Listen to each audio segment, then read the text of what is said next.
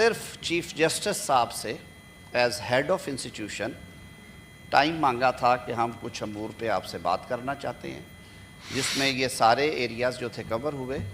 ایک خوشگوار ماحول میں، کوئی عدالتی مقدمے میں آئی ایم ایف نہیں گیا، نہ انہوں نے کوئی سی ایم فائل کی ہے۔ انہوں نے عدلیہ کے سربراہ کو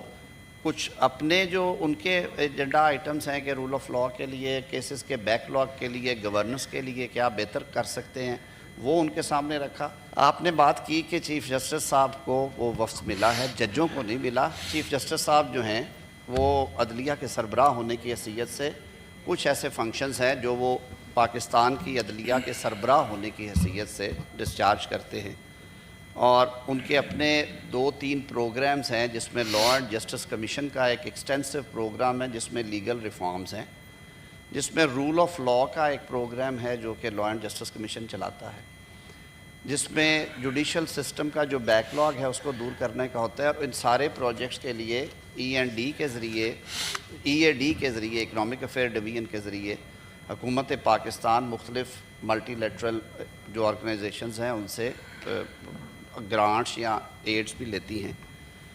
انہی پروجیکٹس کے حوالے سے اور کچھ مہربانی رہتی ہے۔ ظاہر ہے آج کل جو سیاست کا جس طرح کا معاملہ ہے کہ چٹھیاں اتنی لکھی جاتی ہیں آئی ایم ایف کو، اور ان میں حال پکار کی جاتی ہے کہ عدالتوں میں یہ ہو رہا ہے اور فلاں پہ یہ ہو رہا ہے، تو آپ اس پہ ایکشن کریں۔ اور یہ بات آن ریکارڈ ہے، میں زبانی نہیں کر رہا۔ ہمارے دوستوں کی طرف سے آئی ایم ایف کو لاتعداد خط بھیجے گئے ہیں اور بارہا بھیجے جاتے ہیں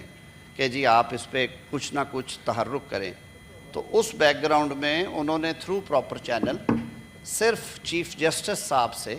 as head of institution time مانگا تھا کہ ہم کچھ امور پہ آپ سے بات کرنا چاہتے ہیں، جس میں یہ سارے ایریاز جو تھے کور ہوئے۔ ایک خوشگوار ماحول میں، کوئی عدالتی مقدمے میں آئی ایم ایف نہیں گیا، نہ انہوں نے کوئی سی ایم فائل کی ہے۔ انہوں نے عدلیہ کے سربراہ کو کچھ اپنے جو ان کے ایجنڈا آئٹمز ہیں کہ رول آف لاء کے لیے، کیسز کے بیک لاگ کے لیے، گورننس کے لیے کیا بہتر کر سکتے ہیں، وہ ان کے سامنے رکھا۔ چیف جسٹس صاحب نے جو انیشیٹوز لے رکھے ہیں لاء اینڈ جسٹس کمیشن میں، اس کے بارے میں ان سے ڈسکس کیا۔ جو نئی اسکیم ہے انڈر دی 26 کانسٹیٹیوشنل امینڈمنٹ، اس پہ تبادلہ خیال ہوا کہ اس میں آل انکلوسیو ہے، اس میں پارلیمنٹ کو بھی حصہ دیا گیا ہے، اس میں ججز بھی ہیں، اس میں سول سوسائٹی بھی ہے، اس میں بار باڈیز بھی ہیں،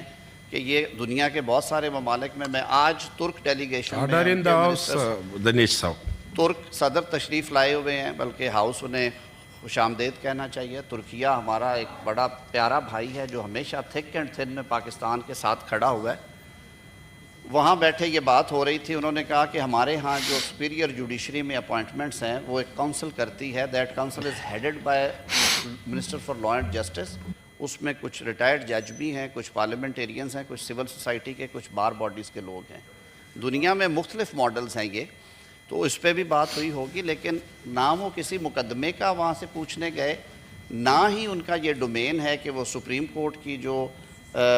ڈسپنسیشن آف جسٹس جو مقدمات کی ان کے میرٹس ہیں ان کے اوپر بات کریں، بلکہ لاء اینڈ جسٹس کمیشن کے چیئرمین کی حیثیت سے چیف جسٹس پاکستان میرے سے زیادہ آپ کو اور علی ظفر صاحب کو پتہ ہے کہ وہ ایک پوری اندر ایک باڈی ہے لاء اینڈ جسٹس کمیشن کی، بلکہ اس دفعہ انہوں نے اس کو جب ریکانسٹیٹیوٹ کیا ہے تو انہوں نے بار کونسلز اور پارلیمنٹیرینز کو کہا ہے کہ آپ اپنے نمائندے مقرر کریں تاکہ عوام کے جو اصل مسائل ہیں حصول انصاف کے لیے اس میں بہتری لائی جائے۔ اور پاکستان کی جو درجہ بندی ہم سنتے ہیں کہ کبھی عدالتی نظام 127ویں پہ، کبھی 119 پہ، کبھی 132 پہ، تو اس حوالے سے وہ ملاقات تھی۔ میں نے کہا میں آپ کے سامنے وضاحت کر دوں، میں لیڈر آف اپوزیشن صاحب سے اس لیے معذرت خواہ ہوں کہ جواب مانگا گیا تھا، میں نے جواب پیش کر دیا، اس لیے لیڈر آف اپوزیشن